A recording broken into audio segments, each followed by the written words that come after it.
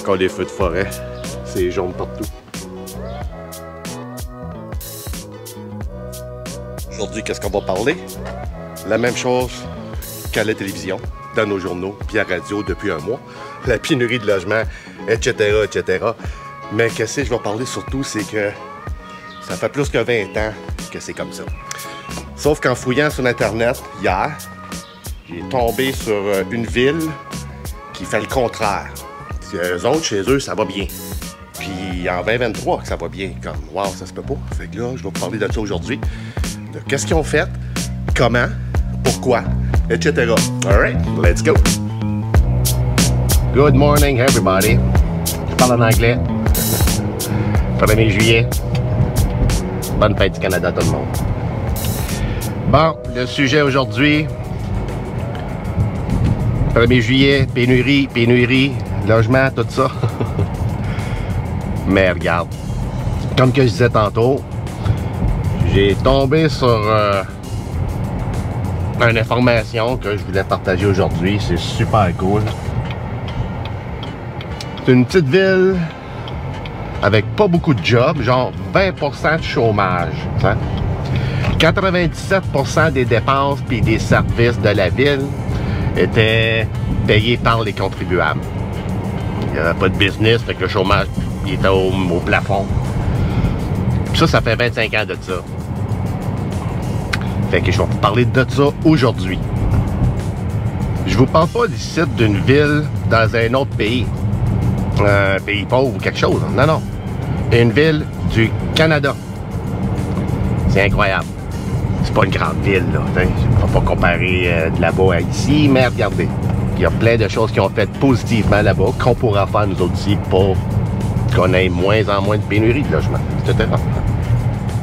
La personne, le monsieur, il y a 25 ans passés, il s'est dit, ben là, il faut que la ville se développe. Il faut que ça change. On peut pas rester comme ça.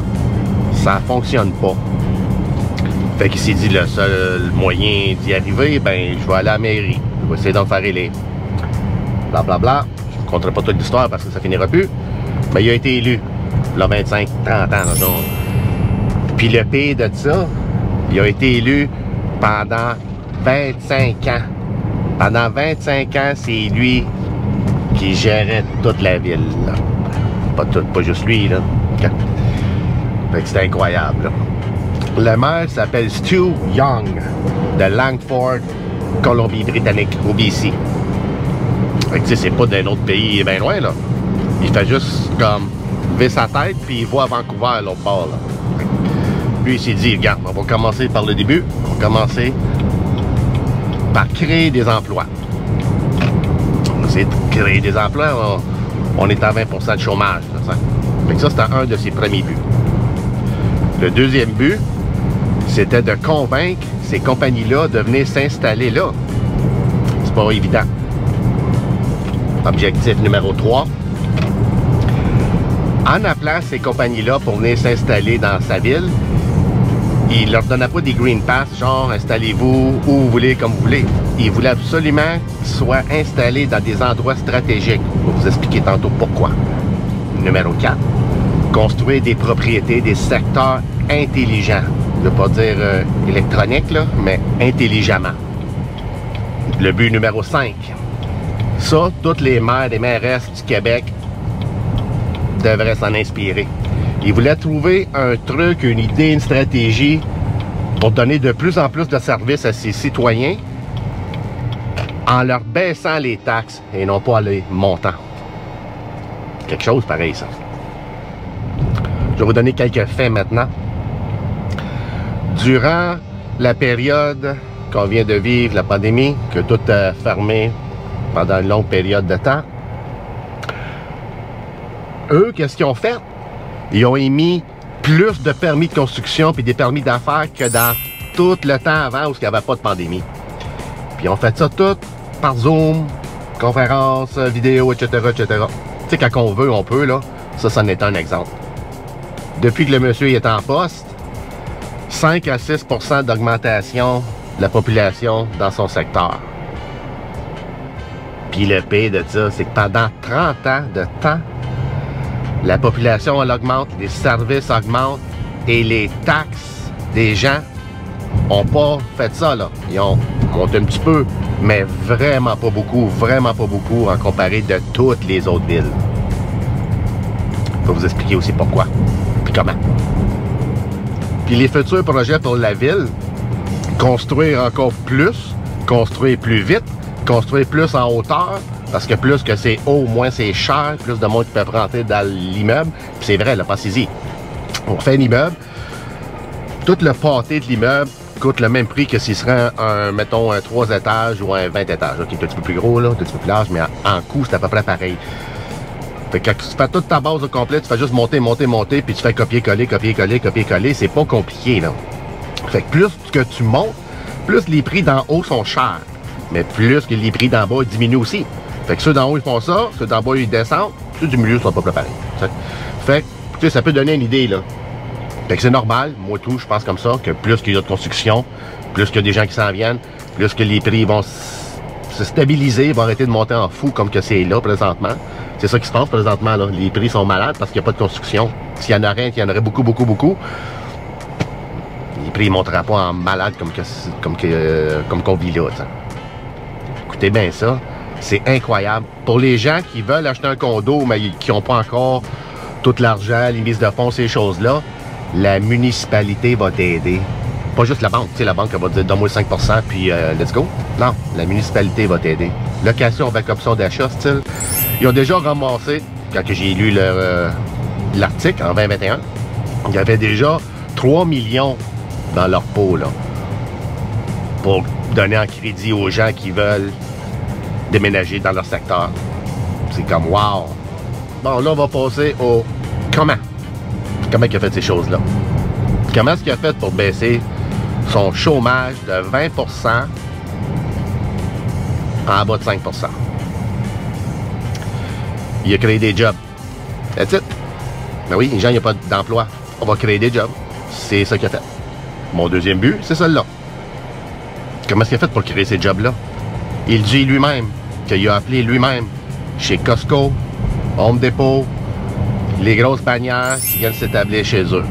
Lui-même a appelé. C'est quelque chose de pareil, ça. Je sais, peut-être les gens, ils disent « Ah ouais, mais c'est peut-être pas lui qui a appelé. » C'est peut-être pas lui qui a appelé. Mais la mentalité de rentrer d'autres business, ça vient du conseil. T'sais. Je me rappelle, moi, quand je travaillais au Rona, puis Home Depot s'en venait, là. C'est comme, c'était pour le... en train de s'en venir. C'était la panique, là. C'était la panique, là. Tout le monde capotait, là. C'était là, man, on va perdre nos jobs, nanana, ils vont venir nous voler nos emplois, tout le monde va aller là, blablabla. C'était comme la fin du monde, t'sais. Pour nous qui travaillions au Rona, t'sais. Mais on n'était pas contents qu'ils s'en viennent. Mais regardez, il est venu, ça crée des jobs. Rona est encore là. Longtemps, là, ça fait longtemps, ça, puis il est encore là. Home Depot est encore là, les deux vont bien, tu sais. Même affaire avec les Walmart. On n'en voulait pas. On en a un, on en a deux, on en a trois. Fait que, tu sais, je me rappelle quand ça venait ici, au radio, partout, là. Ah, ben là, ça va tout tuer tous les petits emplois, tous des pop and mom shops, ce qu'on appelle en anglais, là. Ils vont tous mourir, blablabla, blablabla. Un autre point que je ne voulais pas oublier aussi avec ça, il n'a pas juste appelé les compagnies pour s'en venir, il a fallu qu'ils négocient avec eux. C'est sûr qu'il leur a donné des incitatifs pour s'installer. Il y a bien des gens qui sont contre ça. Je l'entends souvent parler. Ah ben on ne veut pas donner des incitatifs à des compagnies, ils ont déjà plein d'argent, blablabla. C'est ça qu'on fait avec Bombardier par contre. Qu'on devrait arrêter ça. Un autre point, il faut arrêter d'être politique. Okay. Fait que c'est ça. Fait qu'en aidant les gens, exemple, moi si je suis un gars de construction, puis je m'aperçois que dans ma ville, quand je veux construire une maison, ben ça me prend 7, 8, 9, 10, 11 mois, 12, 2 ans et demi, ben là, commence à pas trouver ça bien drôle, là. Si c'est juste une maison à construire, c'est pas pire, mais si c'est ça ma job que je fais tout le temps, ben tu vas tout le temps rencontrer des problèmes comme ça. C'est pas le fun, là. C'est pas le fun pour personne, là. My God, il y a de belles maisons ici. On est en Ottawa, ça doit valoir 750 000 millions. Une autre chose qu'il a fait, c'est super intelligent, là. Il a dit aux entreprises, vous allez vous installer ici, Puis l'autre, pas ici, là. Tu t'en vas là-bas, puis l'autre là-bas, puis l'autre là-bas. Fait qu'ils ont dispersé. Il n'a pas fait un mini centre-ville comme nous, ici, en Outaouais. Tout le monde descend vers Hull, puis de Hull vers Ottawa, t'sais. Là-bas, il a fait plein de petits mini-secteurs. Fait que ça fait des mini-communautés. Puis aussi, qu'est-ce que ça fait? C'est que si tu travailles en haut, en bas là, puis tu habites en haut là, ben, t'es pas obligé de prendre ton auto. Fait que moins de trafic, moins de pollution. Fait que c'est un plus, là. Fait que s'il y a des pôles de job là, puis un autre là-bas, puis un autre là-bas, puis un autre là-bas, ben, ça l'aide pour que les gens, ils se disent, bon, ben, regarde, j'ai une job ici, je vais habiter là. Je me promènerai pas partout dans la ville pour rien. Comme nous, on fait avec nos 2-3 ponts, là. Puis son but numéro 5 qui était de moins taxer les gens puis leur donner de plus en plus de services. Comme t'es comme, ben là, ça marche pas. Comment on fait ça? Lui, quand il est rentré là, comme je vous disais au début, 97% des dépenses étaient payées par le contribuable. Puis aujourd'hui, c'est 80% qui sont payés par eux. L'autre, 20%, ben, il est payé par les business. C'est sûr que les business, peut-être, ils se sont dit, ah ben là, je veux pas que mes taxes augmentent. Mais dis-toi que si les business sont capables de payer ces taxes-là, c'est parce que les gens, ils ont un petit peu plus d'argent. Si on taxe les gens, ben ils n'auront pas d'argent pour dépenser dans le business. Donc, ça marche pas, là. Fait qu'il faut aider les citoyens à avoir moins de taxes pour qu'ils peuvent dépenser plus dans leur secteur. T'sais, en plus, un, ça fait 2. La raison principale pourquoi il a réussi, c'est sûr qu'il y avait la mentalité quand je veux, je peux, quand je veux, je peux. C'est sûr qu'il y a du personnel, mais en gros, pourquoi il a réussi à faire ça?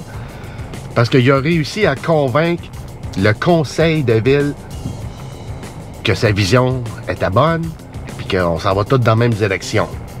Ça, c'est un exploit, là. Ça a l'air de rien, là, mais c'est un exploit, là. Fait que ça, c'est le pourquoi qu'il a réussi à le faire. Fait que tout le monde est avec lui. L'autre chose aussi, pourquoi il a réussi, c'est parce qu'il y a certaines personnes qui n'acceptent pas le statu quo. Regarde, on checkera ça plus tard, là. Ça n'existe pas dans leur tête.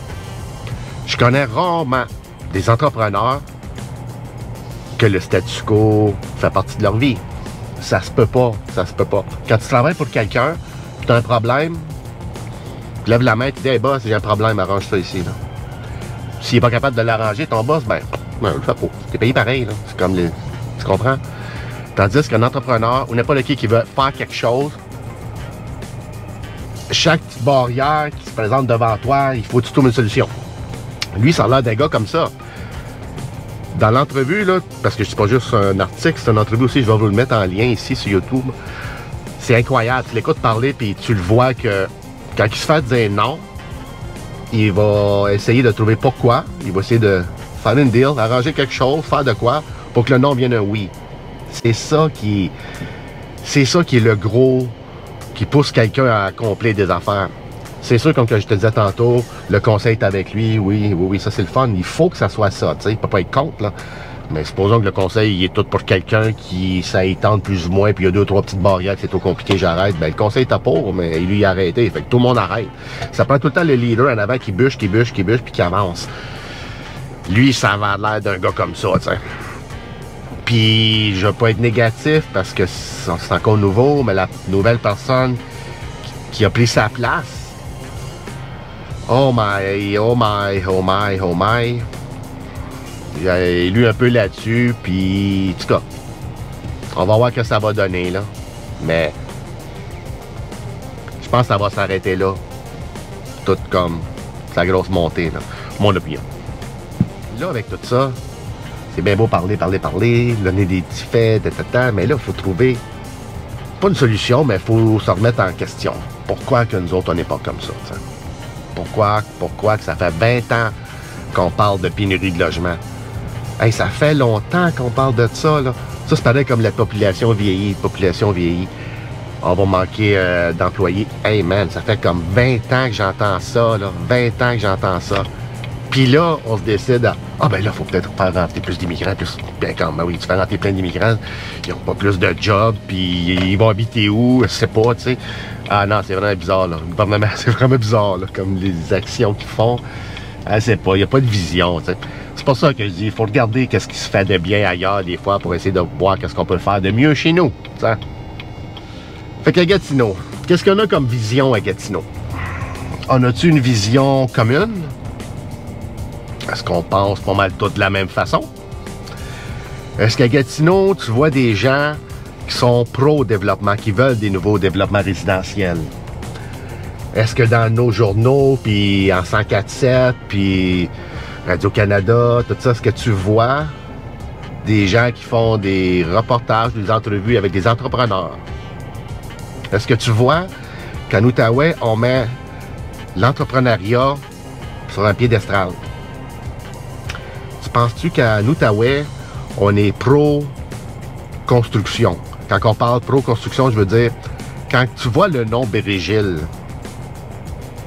ça te dit quoi? Est-ce que c'est positif ou est-ce que c'est négatif? C'est ça que je trouve. Toutes ces questions-là, là, il faut qu'on s'enligne à un moment donné. Là. Parce que je comprends qu'il n'y a pas personne qui veut une tour à condo de 25 étages en avant de chez eux que toi, tu as un étage. Ça, je le comprends. Mais j'ai vu d'autres villes. Ça, c'est la rue ici, là. Les premières maisons qui sont sur le pâté de blocs, là, ils ont un étage. En arrière, ils ont 2 étages. En arrière de ça, 4 étages. En arrière de ça, 8 étages. Tu comprends? 16. 30 queues. Tu comprends? Fait que ça va comme ça, ça monte. Ça, c'est intelligent. Parce que c'est pas juste pour les résidents qui sont capables de voir aussi, mais t'as le soleil, là. Vas-y à New York pour voir que ça a l'air. À Montréal, des grandes tours. Il est 3-4 heures l'après-midi, puis il fait noir, là. Parce qu'à cause de l'ombre. Mais il y a des manières de bien le faire. Il faudrait peut-être qu'on s'enligne à un moment donné à penser comme ça, là. On peut plus penser statu quo, là. On peut plus penser le pas dans ma cour, là. Faut que ça arrête à un moment donné. Ça faut vraiment que ça arrête. Parce que, je l'ai dit souvent, à chaque fois qu'on refuse des nouveaux projets, puis qu'on dit non, ben tes enfants, là, ils pourront plus rester en Outaouais, là. Dans pas long, ils pourront plus rester ici. Fait qu'imagine-toi, t'as des enfants, ils ont 20 ans, là, présentement. Il s'en va étudier à quelque part ou n'importe quoi. Puis il va te rappeler, puis il va te dire, ben là, Mom, Dad, je suis allé étudier à l'université ici, j'ai rencontré quelqu'un ici, je vais rester ici. C'est trop cher à l'Outaouais. Ça va arriver, c'est sûr, ça va arriver, là. Pensez-y, aujourd'hui, quelqu'un sort avec un diplôme, il va chercher une job. Je parle pas des jobs de fou, là. Je parle de la majorité des gens, 40-50 000. Tu t'en vas où avec ça? Il va falloir tout de suite que tu commences à penser, bon, ben là, il faut qu'on soit 2 pour acheter une maison. C'est ça, c'est rendu là aujourd'hui. Fait que c'est pour ça, là, je sais que c'est négatif, mais il faut voir le positif. Puis à chaque fois qu'on voit des nouveaux projets, il faut arrêter de dire non, pas dans ma cour, pas dans ma cour. On veut tout une école, mais pas dans ma rue. On veut tout un dépanneur, mais pas à côté. Tu comprends? Ça, là, faut que ça arrête à un moment donné. Il faut vraiment que ça l'arrête, là. Puis je vais être un petit peu baveux, là. Pour le monde qui veulent pas que ça l'arrête, puis qui veulent que ça reste comme ça, puis que ça bouge pas, les mêmes maisons sont pareilles, tout est pareil, le trafic monte pas, la population reste zéro. Je sais pas quoi vous dire, là. Je sais vraiment pas quoi vous dire, là. Vous êtes vraiment pas dans la bonne ville. Même si vous étiez ici depuis 50 ans, là. D'accord? C'est plus rendu... Attendez que je vais dire, mais c'est plus rendu ta ville. C'est rendu la ville des gens. La ville des citoyens. Ça n'appartient plus juste à une personne. Fait que quand j'entends des gens, 4, 5, 6, 7 personnes bloquer des projets, ben je me dis, ben là, ça n'a pas de bon sens, là. Ça n'a pas de bon sens qu'une minime poignée de personnes puissent bloquer des projets. On est les maîtres là-dessus, nous autres, à Gatineau, ici. On est des bloqueux de projets. Je sais que c'est négatif que si je dis là, mais je dis la vérité, là, c'est vraiment ça. Je connais plein de gens de la construction, puis c'est juste ça qui se passe. Des permis de construction qui sortent pas. Des zonages qui sont hyper compliqués à changer, qui se changent quasiment jamais. Écoutez, moi, qu'est-ce que je ferais, là, à la mairie, à la ville? Si tu sais que les entrepreneurs de la construction travaillent 7 jours par semaine, si tu sais qu'un gars en construction, il est tout le temps en train de travailler, c'est comme ça, OK? Ils ne travaillent pas juste du lundi au vendredi, ces gens-là. Je parle des patrons. Je peux pas comprendre qu'on n'offre pas plus de services. pourquoi que la ville de Gatineau, c'est un secteur d'urbanisme, pourquoi vous êtes ouvert les heures que vous êtes ouvert? Ça devrait être quasiment ouvert de 9 à 9, quasiment 6 jours par semaine, samedi, mettons midi à 5. C'est pas grave, là. Vous donnez un petit shot, là, vous donnez un petit peu plus, on va vous donner un petit bonus, tu sais. On va payer de l'heure un petit peu plus cher, puis la vie va être belle pour tout le monde, hein. Du lundi au vendredi, puis en plus, tu fermes de midi à 1h parce que c'est pas le dîner. Tu sais, quand on veut, on peut, là. Je suis tannant avec ça, hein. Mais quand on veut, on peut, c'est vrai, ça fonctionne. Mais faut que tu veuilles. Faut pas que tu te dises, ah, je n'ai assez donné, on est vendredi. Il est 3 heures après-midi, il fait beau, on va chez nous, vendredi. Mais non, on ne peut pas penser comme ça. On doit penser aux gens qu'eux sont au travail et qu'ils veulent améliorer les choses. Donc, on doit leur fournir des permis d'affaires, des permis de construction plus vite. Je connais encore, je ne partirai pas là-dessus, mais je connais des gens, ça fait des 2, 3, 4 ans qui attendent pour des permis d'affaires de la ville de Gatineau. Je viens de vendre un local. La fille s'est installée dans son local. Elle a envoyé sa demande à la ville de Gatineau pour son permis d'affaires. La ville de Gatineau a dit « OK, je te reviens ». Elle a resté là 4 ans, je pense. Puis là, on vient de le louer à une autre personne. Fait qu'elle a fait tout sa business pendant 4 ans. Pas de permis d'affaires. Ah, Gatineau Beach. Bon, ben pareil, là. J'aime bien ça, Gatineau, je m'en irai pas d'ici, là. J'adore l'Outaouais, là. J'aime les gens. Fait que ça n'a pas rapport avec rien par rapport personnel que je bitch à matin. Je veux juste dire qu'on est slow, tu sais. C'est plate. C'est plate. Faut que ça change. Alright? Fait qu'on se revoit dimanche prochain. Prochaine vidéo. Puis mercredi, ma newsletter. Pour ceux qui ont aimé ça, thumbs up. Si vous avez des questions, je suis toujours rejoignable en tout temps. 7 jours par semaine. Ciao.